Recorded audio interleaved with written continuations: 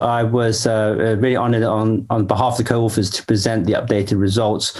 It was a short session and very, very hot discussion afterwards. So I think in terms of the top line data, we've already seen a lot of it at ASCO and ESMO Virtual last year in terms of the benefit of first-line pembrolizumab versus chemotherapy plus or minus cetuximab or bevacizumab in terms of progression-free survival, and also a number of toxicity and safety events. And certainly from a patient quality of life point of view at ESMO Virtual, we showed it was far superior in terms of social functioning and various things like that. Now, we also know that the two things that came out of that and which we could try and address today, one is that the trial had a crossover, which was somewhat controversial for a phase 3 trial where overall survival is an endpoint. So there's a whole thing about whether the crossover, so the patients on chemotherapy would cross over to pembrolizumab, whether that would affect the overall survival endpoint.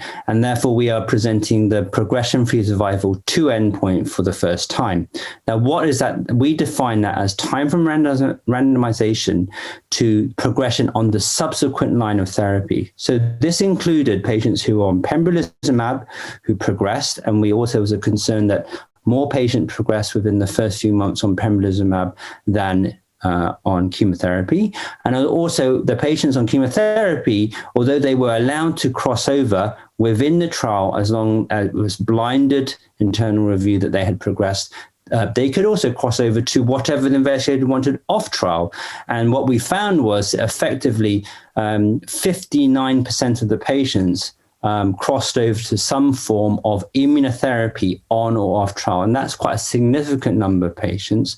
Also, based on the fact we know from other studies prior to this, that immunotherapy in patients who have previously had chemotherapy is quite effective. The endpoint we found was that despite this crossover, PFS2 was superior in the Pembro first patients of median progression-free survival 2 not reached, okay, and 23.5 months in the chemotherapy arm who then cross over.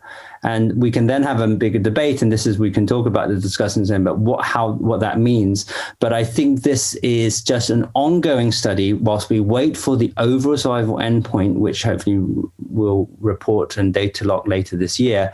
This, to me, gives some confidence that actually the durable effects of pembrolizumab continue beyond first-line treatment.